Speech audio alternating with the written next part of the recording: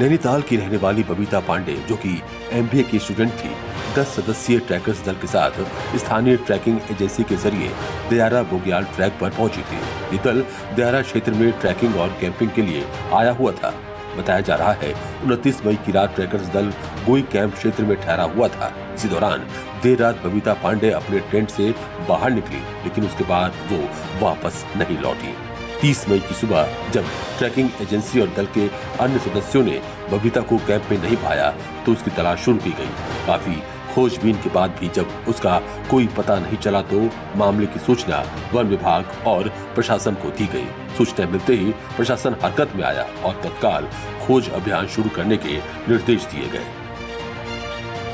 इतने लोग ही सब वहाँ गए थे, इनके यहाँ से नंबर नोट, आधार कार्ड और उनमें नंबर, फ़ोन नंबर भी होते हैं। सबको मतलब वो देख करके ना गाड़ियों की चेकिंग हैकिंग करवाए उस तारीख की, क्या पता चल जाए कहाँ गई। तो यहाँ जंगल में कहीं मिल ही नहीं रही है वो, तो हो सकता है ना कितने हुए हो ना? जंगल, गुफाएं, ढलाने, हर जगह बबीता की तलाश की गई, लेकिन बबीता का कोई पता नहीं चल पाया।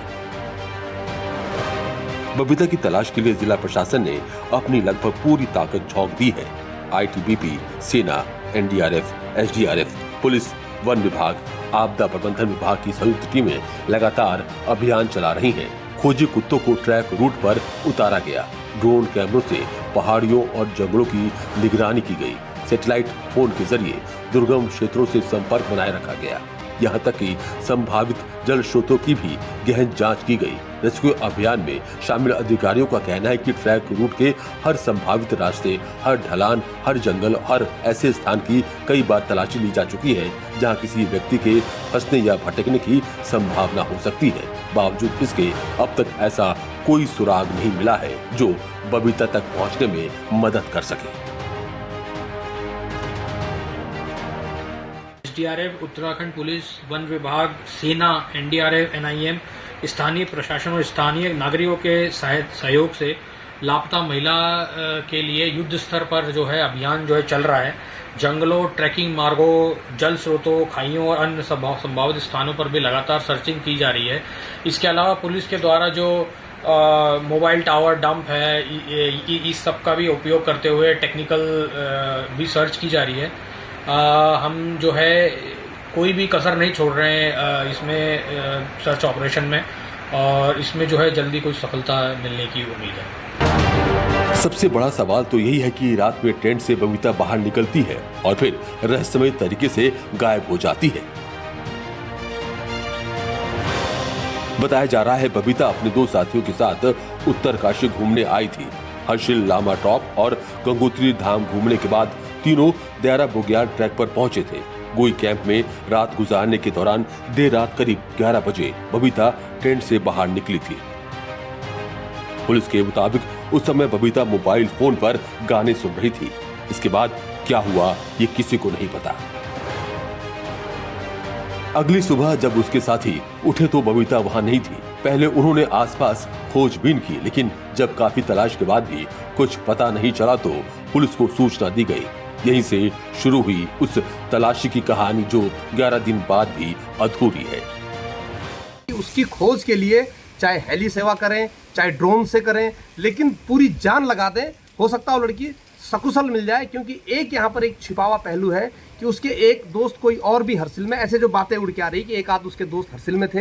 हो सकता है कि कोई ऐसी प्लानिंग ना हो कि हम कुछ समय के लिए हिडन स्लोप्स में कहीं छुप जाए। गाइड भी वहाँ ट्रैक के दौरान मौजूद नहीं था, जिसके आगे मिशन में जिसको दिखाया गया कि गाइड वहाँ होना चाहिए। तो उस गाइड का भी जो है हम इस अपने ऑनलाइन जो पोर्टल है उससे उसको सस्पेंड कर रहे हैं, और जो एजेंसी है इसको भी फर्दर गतिविधियों के लिए, एडवेंचर गतिविधियों के लिए इसको हम सस्पेंड कर रहे हैं, निलंबित कर रहे हैं। हालांकि परिवार को यकीन है कि बबीता इतनी आसानी से रास्ता नहीं भटक सकती। फिर बबीता का पता क्यों नहीं चल पा रहा है, ये सबसे बड़ा सवाल है। बबीता के परिवार के लिए ये इंतजार हर गुजरते दिन के साथ और भारी होता जा रहा है। बबीता के भाई पंकज का कहना है कि बबीता कोई सामान्य पर्यटक नहीं थी, बल्कि उसे ट्रैकिंग का अच्छा अनुभव था। बबीता के चचेरे भाई ने भावुक होकर कहा कि अगर वो कहीं सुरक्षित है और ये खबर देख रही है तो बस एक बार फोन कर दे। परिवार को उसकी आवाज सुनने का इंतजार है। घर में माँ का रो रो कर बुरा हाल है और हर फोन कॉल पर उम्मीद बन जाती है कि शायद दूसरी तरफ से बबीता की आवाज सुनाई दे।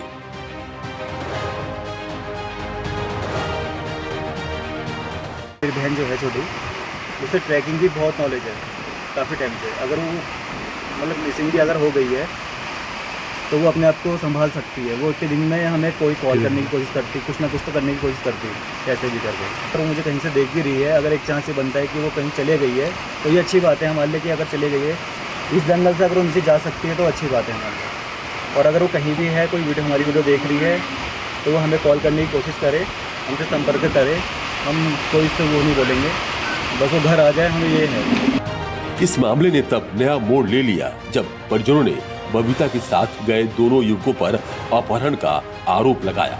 शिकायत मिलने के बाद पुलिस ने मुकदमा दर्ज कर जांच शुरू कर दी है। हादसा, रास्ता भटकना, जंगली जानवरों का हमला या फिर किसी आपराधिक साजिश की आशंका, हर पहलू को ध्यान में रखकर जांच आगे बढ़ाई जा रही है। हालांकि अभी तक ऐसा कोई ठोस तथ्य सामने नहीं आया है जो किसी एक संभावना की पुष्टि कर सके। यही वजह है ये मामला जितना पुराना होता जा रहा है उतना ही रहस्यमय भी बनता जा रहा है। अभी हमारे लिए बहुत एक प्राथमिकता है कि बबीता पांडे की खोज करना, और उसमें हमारी यहाँ पे पूरी टीम्स लगी हुई हैं। बल्कि एक सीईओ के नेतृत्व में हम रेस्क्यू अभियान चला रहे हैं और एक सीईओ के नेतृत्व में हम लोग पूछताछ और जो भी हमारे और एंगल्स हो सकते हैं, चाहे वो सर्विलांस से हो, चाहे वो मोबाइल से रिलेटेड हो, तो उसमें भी पूरी हम सीसीटीवी से रिलेटेड हो तो वो हम पूरी इसमें जानकारी कर रहे हैं। और इसमें सभी टीम्स, यहाँ तक कि प्रशासन की भी टीम्स और पुलिस, एसडीआरएफ, और हमने अब इसमें नेहरू माउंटेनियरिंग जो इंस्टीट्यूट है उसकी भी रेस्क्यू टीम को भी हमने इसमें किया है, तो वो लोग भी लगे हुए हैं। और आज तो मतलब हेलीकॉप्टर से भी सर्चिंग कराई गई है। तो इसमें प्रशासन, पुलिस प्रशासन, ये हम लोग पूरी तरह से इसमें कोशिश कर रहे हैं कि जल्द से जल्द इसमें हमें कुछ सुराग मिल सके और हम इसकी बरामदगी कर सकें, सकुशल बरामदगी कर सकें। लगातार कई दिनों तक अभियान चलाने के बाद कुछ विशेष टीमें वापस लौटी हैं, लेकिन खोज अभियान रुका नहीं है। पुलिस और वन विभाग के अधिकारी अब भी गोई क्षेत्र में डेरा डाले हुए हैं।